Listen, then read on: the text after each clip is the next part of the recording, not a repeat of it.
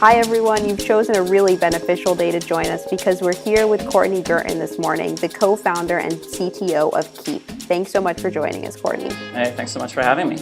So Kiip plays a large but very unnoticed role in the apps we use every day. Can you start out with explaining what you guys are doing?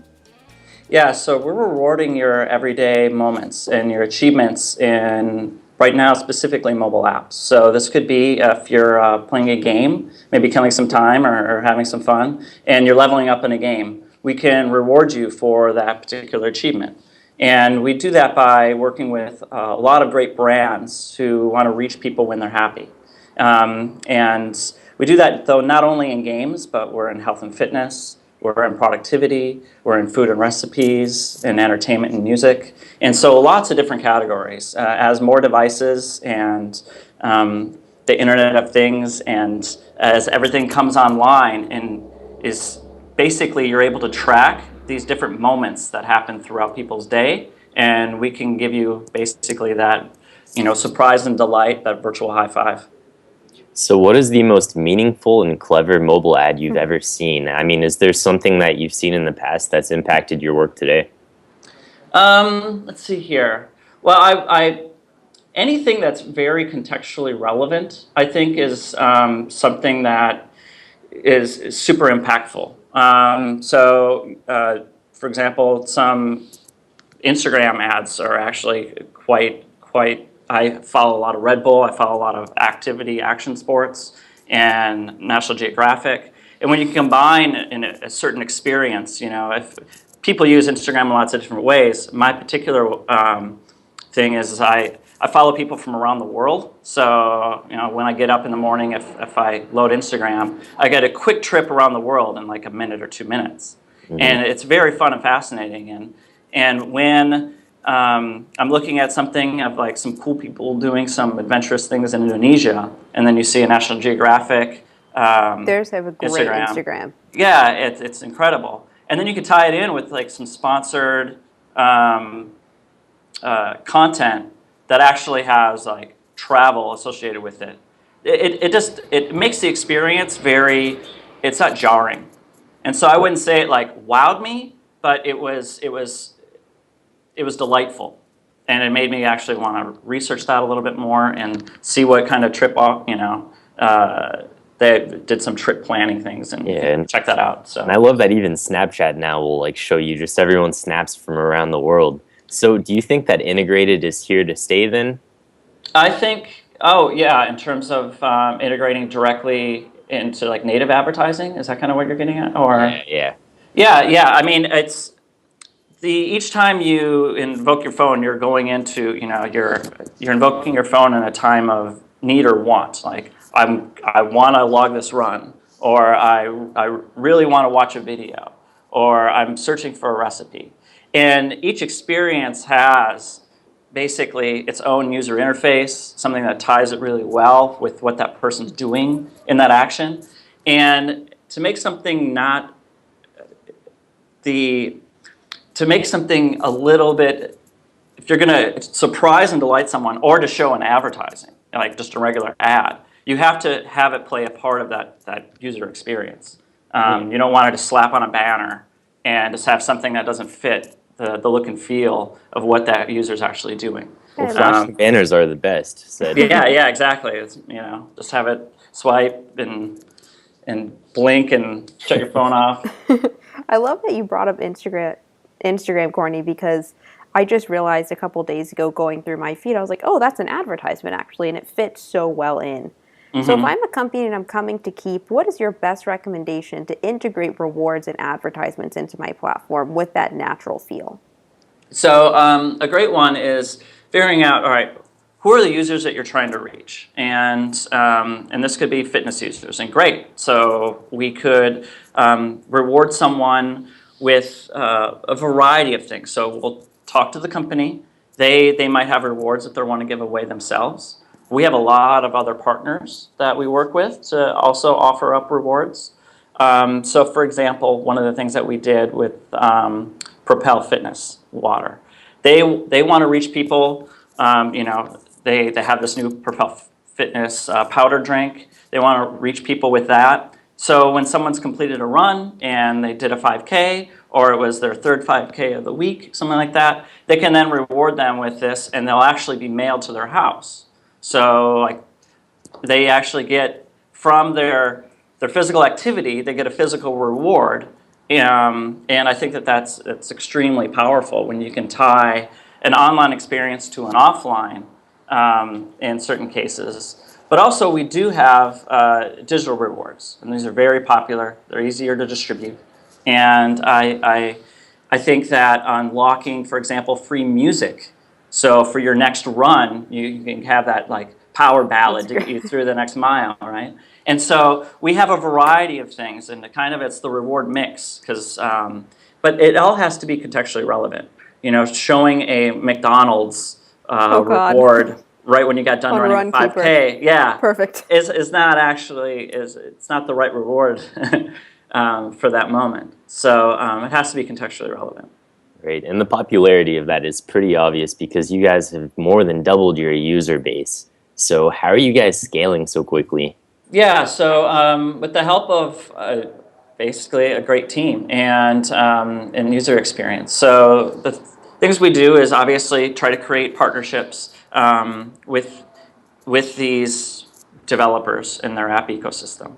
And so it's not just, we have a simple SDK. You can use this SDK. People just download it off. Well, we don't even know that. Well, we do know because they sign up, but they'll go live, and we'll actually obviously reach out and we ping everyone after they sign up and trying to help them answer any questions.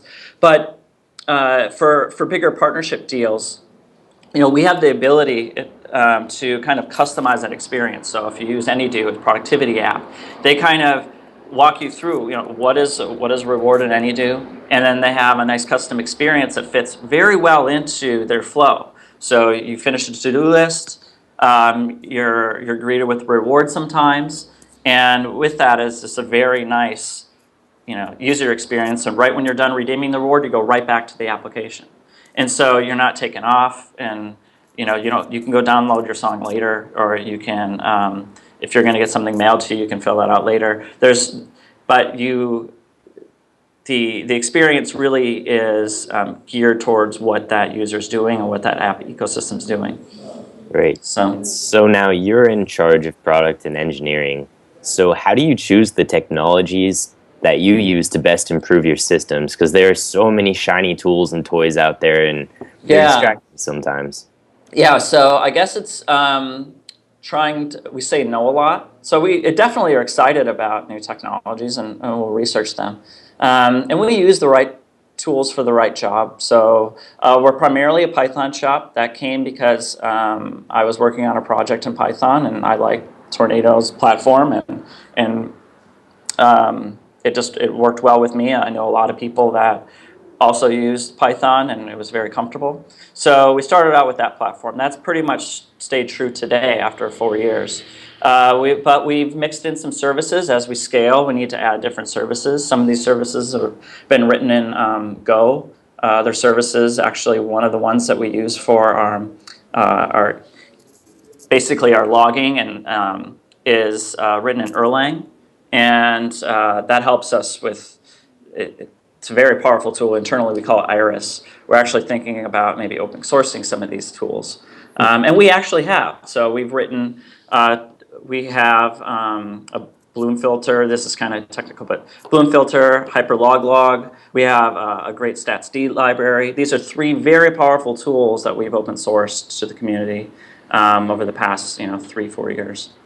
So it's using the right technology for the right job. So sometimes it has to be in C, because it needs to be highly performant. Other times it just needs to be easily deployable and fast, and that's great with Go. And other times it's you just want it to be very straightforward and have a lot of people with the domain knowledge to be able to tackle these problems and update and maintain it. And that's why we use Python for a lot of things as well.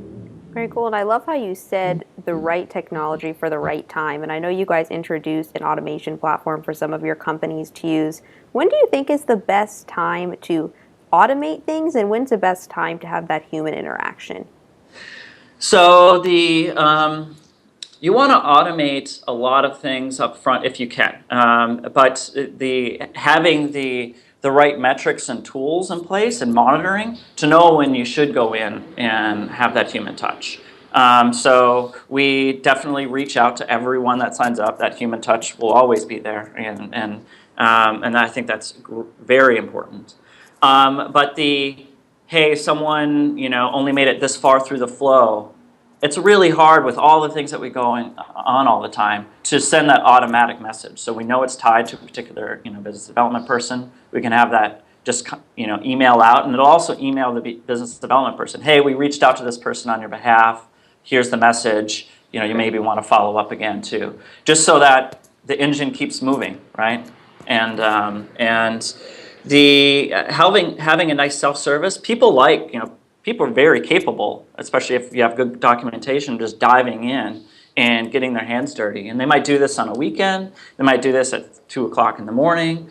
We have developers from around the world. So we always have whether it be a campfire site for business development, or we have an email. Obviously, we try to answer that in a certain amount of time. But it's if you give people the tools, they'll go with it, and then you just want to have a review, in place. So we have a self-service platform so anyone can give rewards in our ecosystem, but obviously we review the reward to make sure it is something legitimate. It's something that's not spammy or gross, or it fits the guidelines of what Kiip would be. And so you do want to have your checks and balances in place, and sometimes that is a human touch. Great. One of the things you mentioned at the beginning of that response, Courtney, was the human response right when someone signs up, which I'm learning is so important. What do you guys say in that email or in that communication to make them feel welcomed, but to not make them feel like we're going to email you every day? Yeah, it's just letting them know that you're there. And in certain cases, depending on it's like, here's my phone number. I'm here. Other times, it's just knowing a little bit about the company. So we're really in tune with every player, key and non-key people in the industry. And so it's if someone comes on board and we don't know who they are, we'll do a little bit of research and then reach out and be like, I did play that one game that you made before. So they're not integrating maybe that app, but they're integrating a different one. But we can tie it into a story because we're probably familiar with something that they built, and just touch on that. And so I think that's just nice, knowing who the particular people that are using your platform for, and trying to figure out what their needs are. If it's something a little bit different, for example, maybe an educational platform, how can we reach whether the students or maybe it's the faculty and staff that get rewarded for putting out great lesson plans or something, and so it's just what is the context, and so we might reach out with questions so we can better help them. Perfect. So now you're working with 20% of Fortune 500 companies. Is that number still accurate? Yeah, it's right around there still. Yeah. So you're partnered with big brands like American Apparel, Kraft, Pepsi, some pretty big names people have heard of. But how did you form those partnerships in the early days when you're just starting out? Yeah, so lucky enough to have the trifecta. So when we had Brian Wong, CEO, myself building up the technology, and then Amadeus Marzi, who's another co-founder, great guy. He does all the user experience and UI. So great on design. I could build the product, and Brian could run with all the marketing, and I think that was really key for us, because when I had companies in the past, it was very heavy engineering based. So the go-to-market was really hard because we'd spend our time building the product. I mean, I would reach out and I would talk to a lot of people, and we obviously get beta people on the platform. But you need someone dedicated full-time to go after that. And so when we launched, our goal was to launch with 10 brands, 10 applications, and I think we ended up launching with 9 brands and 9 applications. So pretty close to our goal. And it was a lot of education. It's going to all these people. It's getting beat up in meetings.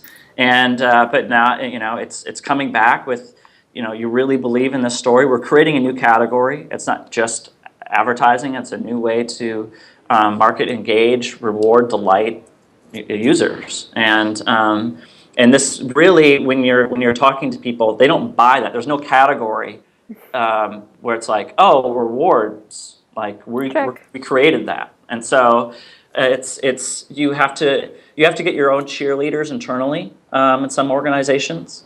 And so obviously we start out with a lot of the way companies start out, which is test budgets. But once you prove yourself, you quickly ramp up into the larger marketing deals, and we have companies spending, millions a year on our platform. And so now is it just word of mouth and all these other people? Now we're well known in the ecosystem, and brands are really aware of what Kiip can provide them, and it's just continuing to tell them, hey, we're here, and we have new areas, so we're always expanding. So someone who we might have reached out, it's a little different now, but maybe a year ago, they might still think that we're primarily focused in gaming, but we have a huge health and fitness vertical, or we have a huge health and recipes, and I think that's key, is just to kind of, with any company, just kind of every company evolves, and I think you start focused so that you can win and prove yourself. But Kiip has a very big vision, and that's to surprise and delight and be the rewards platform for basically every achievement moment. And this could be moments in your connected car. Could be the fact that you just got a new Nest device and you decrease energy. It could be your 10th supercharger of your Tesla. It could be, you name it. Education, enterprise. As with everything going online and being measured, we know the moments that are important to people. And if you can be there at every step along the way and give them a high five and give them the ability to redeem this in the fashion that makes sense. So, I mean, the redemption on a watch, an Apple Watch, is far different than on your phone or on your iPad. It's different. Like you're not going to go to your Nest device and get a reward there. It'll come, probably through an email. But it's the fact that you can get alerted in all these different ways and redeem the content, and whether it be offers or whether it be just straight up real goods or digital goods in the manner that you see fit. Now that you guys have so many different verticals, have you had to create a unique marketing plan for each of them? Yeah, so this comes down to we have a great sales team and a marketing team here, and so obviously, we create case studies around each type of vertical, and as brands are broken down to CPG, and you got your performance marketers, and you got all sorts of different things. So each person likes to hear a certain story, and so we definitely will showcase that. But one thing that's important to note in mobile is that there are fitness users who obviously will use Runkeeper, or and people who are that are really into like business and being productive, using Auto Milk or Anydo. But they also play games, and they also really like to cook, or they really into music, and so you can find people. What we try to do with each brand who's new to Kiip and coming on is we will help find the people that your brand will that people will seek out your brand and engage with that and redeem those rewards. And we'll first kind of do a test campaign. Obviously, if they want to find fitness people, we'll put them into the fitness vertical for sure. But there are a lot of fitness users using all sorts of our applications, and we're in over 3,000 applications. And it's just finding that right contextual moment. So it could be running a game, and your character just ran and and you could get some type of fitness related reward related to that, because we also know that you're really into fitness because you use Runkeeper. Right. So you'll start with the assumption that maybe a Tesla driver also has a Nest, and then you'll test that. Yeah, and then you can see what happens. It's the crossover between apps is as we expand, it's getting bigger and bigger, and then you can make, more contextual relevant experiences. Right. And so looking at companies like that, it seems to me like the biggest differentiating factor for exceptional brands really is this personalization for each user. How are you just empowering companies to achieve this? So a big thing is we actually do a lot of first-party surveying, and we use other third-party things. There's Blue Kai and everything like that. But we'll ask someone, if you get a reward, hey, we have our own feedback. Did you like this reward? What sucked about it? What was great about it? Was the redemption process great? And if you want to earn better rewards, tell us a little bit about yourself, and make that really simple. Just one click, for male, female, or age group. And, we get a very high, basically, response rate on that, which allows us to then target you with proper, rewards, So we don't want to give, men jewelry rewards if they don't want it.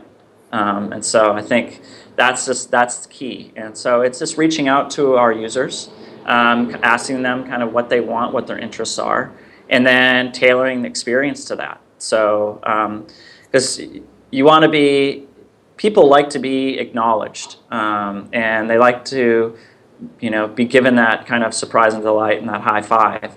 But if it's off, it's not going to leave a big sour taste in their mouth, but it's one of those things of we always want it to be a trustworthy and, a delightful experience. So Kiip has to build on the trust. So I think that's one big differentiating factor between us and other monetization platforms is that, you're actually can be excited with a Kiip reward. You're not, my mom's never going to be like, I got this ad mob ad, Courtney. It was insane. It was so cool, but they can be like, I got this really cool Kiip reward. And people email us every day saying thanks. And so I think that's a big differentiating factor. That's great. So Courtney, everything you've spoken about so far this morning is how you guys are rewarding achievements. So I want to shift gears for a couple of minutes and talk about your culture and see how you guys are rewarding achievements there and how you make employees feel really valued so they have that ownership mentality. Yeah, so, we have definitely a very fun culture. Lucky enough to have a cool office here in San Francisco. But we have multiple offices, New York, Chicago, LA, Bogota, Colombia, Vancouver.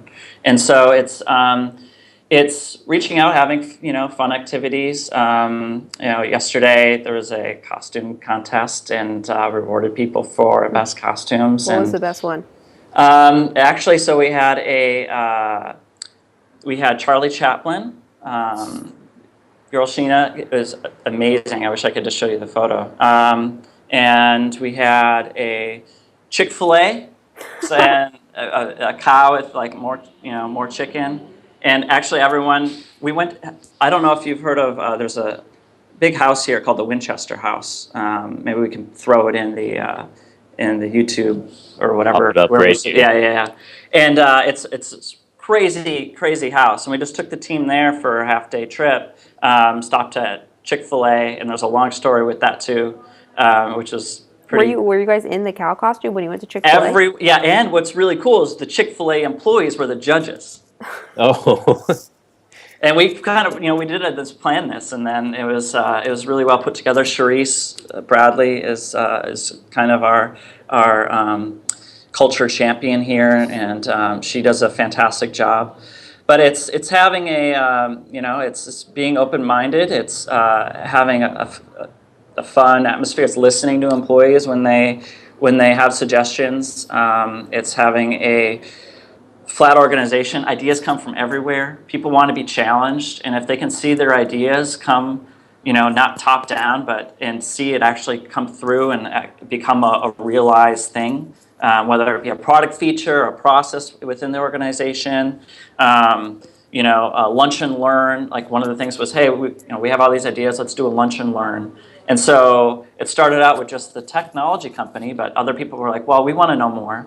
And so it expanded beyond, and now we do it in front of the whole San Francisco office. And so everyone's learning about whether it be technologies or whether it be about different cool products out there that we can use internally. And so it's just having a great communication, a lot of fun, but and just acknowledging when they hit goals and when they do great work. So how do you take those ideas and bring them to fruition? So let's say something great comes up at Lunch and Learn. How do you take it to the next level to make sure it happens? Or know when not to take it. Yeah, or not to take. So really, it comes down to getting a little bit of data points. If someone has an idea, what we'll do is reach out and say, hey, can we get a pilot program for this? Is it really something that if we can get multiple people together on this, great, we'll do that. And so we're doing that now with some charity-based rewards here to probably launch in December, I hope, and different things like that. So it's an initiative that someone wanted to do. We really like that. We got a couple really cool partners in place for this, and so we're gonna bring that through. And it's collecting the right amount of data. Is it impactful for our goals that we currently have set? If it aligns, and we know that it'll either make users happy or our brands and advertisers or our developers, we'll definitely give it a spin and look at and actually put resources behind it. Awesome. Great. And so when I was doing research for you guys, I also saw tons of videos with Brian, and he just seems like a really cool guy, and I love this whole dynamic that you guys have going on. So how do you get the most out of your co-founder relationship with him and Amadeus? Yeah, so I think kind of how it's probably been similar to where it started in the beginning, where we let each person just run with it. They each have their own, quote unquote. I think every employee has like their own superpower. They're here for this, and when hiring, I take a very. I want each person to also be a very good teacher. So to be able to expand and teach their superpower to other people.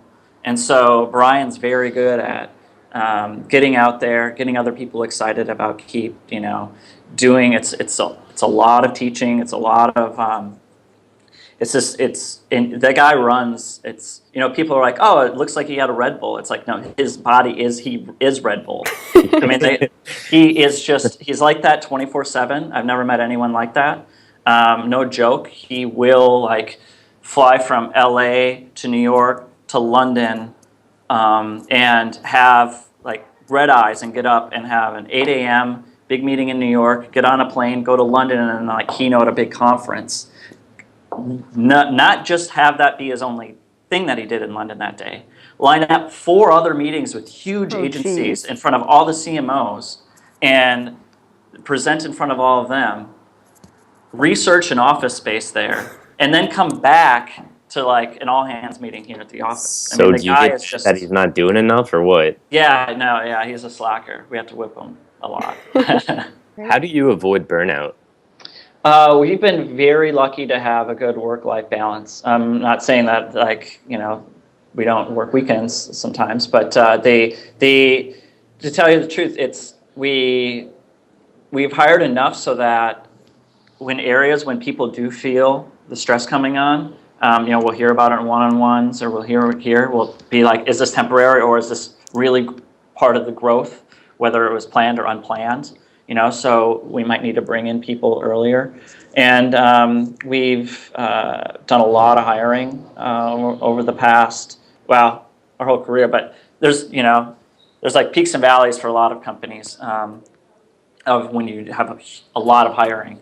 And so recently we've done a lot of hiring. And I think just smoothing that process out and getting people on board faster and having a really good onboarding process so that people can start being impactful day one. Each company operates a little bit differently, but I think each organization wants the same result, where people feel like they impact the company very early, at the very early days of the organization. And so I think that that's one other thing where we, do that to provide leadership and to make sure that our teams are excited. Cool. And so how do you communicate with engineers and designers, and how do you encourage them to communicate to make sure that your vision isn't lost? I'd say kind of standard things that we do. So our company, every Monday have all hands, and then we have stand-ups for the product and engineering team. And we bring in everyone from product, and we bring in marketing folks as well to just like, here are the goals of the week, and here are the goals of the day, and am I blocked on anything, etc. And then use Hip Chat, and at the end of the week we recap with important dates, and we have the TDLR for TLDR for just that we send to the whole company. Like, here's what the product team got done. Here are the key things that we're working on. And here's the dates that they're going to be done. Or and then here's this. If you want to read into detail, here are like the 30 things that were updated that week. And then we get that from sales. We get that from business development. We get that from marketing. So even if you just read the quick little summary, you're pretty much up to speed in all of that. And then we'll reiterate that again on Monday, because people absorb information at different times. There's some people that only get it from the email. There's some people that probably only get it from all hands, even though they're getting all these communication pings. They're getting it from a Hip Chat. They're getting it from whatever. Sorry, my internet kind of blipped out. But I think it's just having communication in lots of different formats, but sending that same message. Great. So, Courtney, I want to close with a really impactful quote you had. You said that if someone's working on something, it doesn't have to be a billion-dollar idea to pursue it. If you really believe you can change the world, even a small part of the world, you should go for it. So let's say I'm a young entrepreneur with a great idea, but I'm not sure it's going to be the next Uber. What would you tell me? I would first say, is this something you're passionate about? If so, I would definitely run with it. I think what you also don't realize that if your product has a purpose that's just beyond like, if you can craft a vision and purpose and know that there's something bigger with it, perhaps, I think it's in the early days, just getting that initial, smaller version of it out is very, very important. Take, for example, Product Hunt. It started out as just kind of an email list for in a small blog that Ryan had about products that they thought were cool. And now it's turning into this big, they just had a hackathon around the world where hundreds of people from around the world came together on the same day and hacked on Product Hunt related features. And it's, it could end up being the place where future products are launched. Like, that's how they're launched. It's really cool. And you don't know, because it's a bigger purpose and because you can tie all these things in, your own passion you might only get to hear, even though you're super stoked about it. You might only see this. But once you get the ecosystem together, it builds into something far bigger than you could ever imagine. Uber's a great thing with this. Airbnb's a great thing with this. Kiip, we wanted to be the rewards platform of the world, but you have to start small. We started in gaming because it was very easy. They already had achievement moments built in. And, as more things become connected to the internet, then you can do like the connected home and, reducing energy, but you can't go after that day one. And so I think with anyone's idea, today it might not be $1 billion company. Tomorrow it could be a $10 billion company. So test it with the low-hanging fruit and then just make small little especially if you're passionate about it. And that's a big thing. You have to truly believe and be extremely excited about it, because with any journey, there's headaches, and you're going to get kicked in the stomach, and it's not going to go always the way you plan. And so you got to have that internal drive to keep pursuing it. So and with that though is it can also attract people, because it's all about having a team come together to build on a vision and purpose there really wasn't a purpose in it, if the sole thing was just to get, I can make a good salary with this. That's awesome. But it's kind of jank, and I think I'm like screwing the users or whatever. Oh, jeez. Like, it's Bad not idea. fun. Yeah, bad idea. Like, not good. Pick something with a purpose. You'll get far more people excited about it, and I think you can build a better and more impactful company There or it is. organization. Go for your ideas, guys. You could have the next Kiip. And Yeah. just want to thank you for being on the show. And Yeah, thanks. can you tell our users how they can get on Kiip and how brands can start using Kiip as well? Yeah, absolutely. So we have just go to kiip.com, KIIP.com, and all the information's there. We have links to the brands and developers, or you can email us at support@Kiip, and we'll definitely get back to you.